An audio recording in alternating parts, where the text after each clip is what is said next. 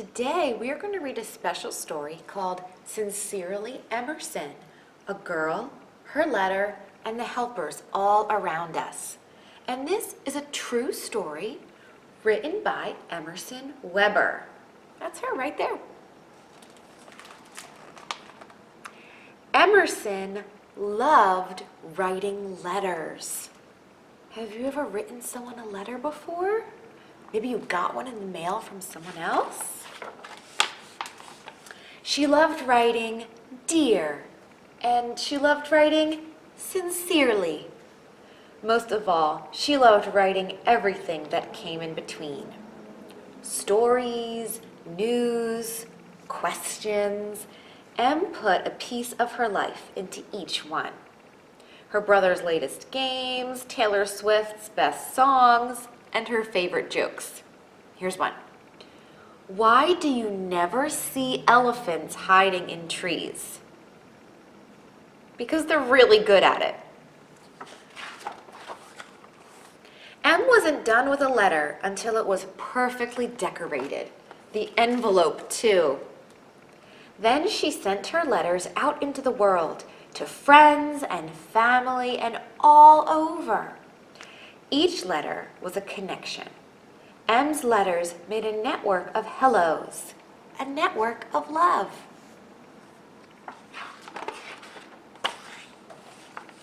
One day, Em got to thinking. There was one person who made it all possible. How come she'd never noticed him before? His name was Doug. Every letter that left Em's hands always went straight into Doug's. He was always there every day. No matter what, he kept Em's letters going out into the world. And so Em decided to write Doug his own letter.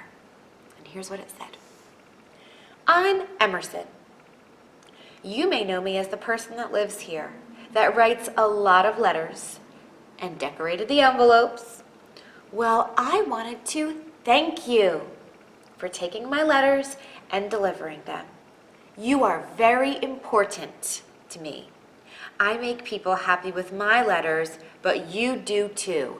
You make it possible. She put it in the box, and she smiled when he took it. The next week, something remarkable happened.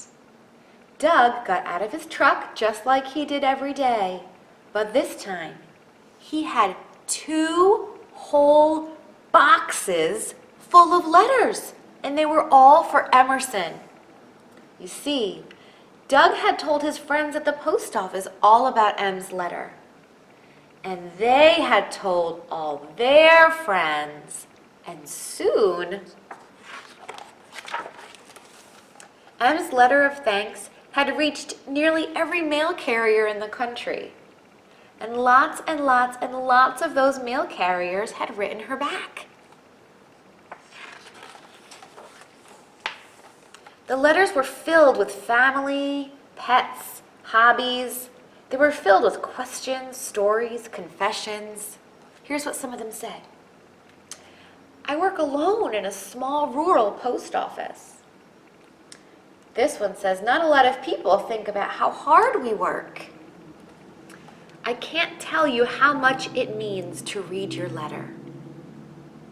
I have a son in Kuwait, and if you have a second to send him a letter, he would love it.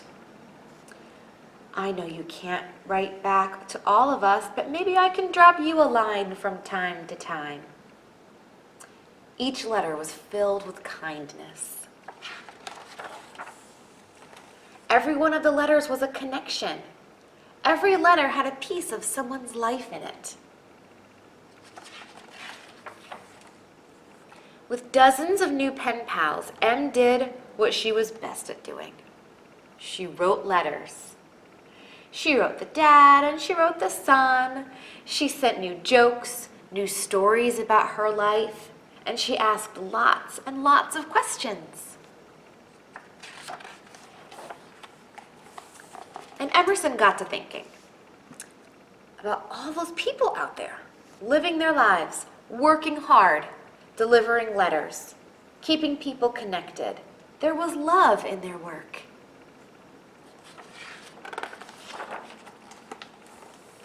And it wasn't just the mail carriers. It was the bus drivers, the grocery store clerks, the trash collectors, and the farmers. There was love in their work too. Every day they got up and went to work, and every day they did their best.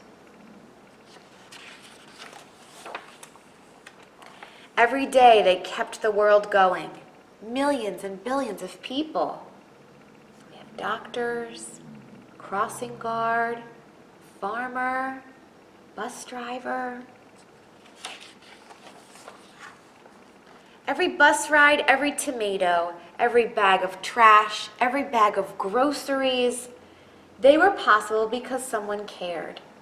Each act was an act of love, wrapping the world together in a network. Like the biggest hug ever. Emerson wished that everyone she knew would take a moment to notice each one of them and thank them. And maybe even thank each other sincerely. And here's a special letter in the back from Emerson to you. Hi there. The story you just read is 100% true. I know because it really happened to me. I live in South Dakota with my mom, dad, and brother, and I never expected so much to happen just because I took the time to say thank you to Doug, a person I saw every day. But it did. I got to talk to important people, be on television. I even got a really, really special letter from someone I admire a whole lot. She says, "Hi, Taylor." All of that made me super happy, of course, but it also made me think. Why was saying thank you such a big deal? Isn't saying thank you and meaning it something we should be doing all the time? I think so. So I'm going to keep doing it, and I hope you will too. How about I start with you? Thank you for reading my book. I hope it made you smile. And in case it didn't, here's a joke that might do the trick. How do you catch a squirrel? Climb up a tree and act like a nut.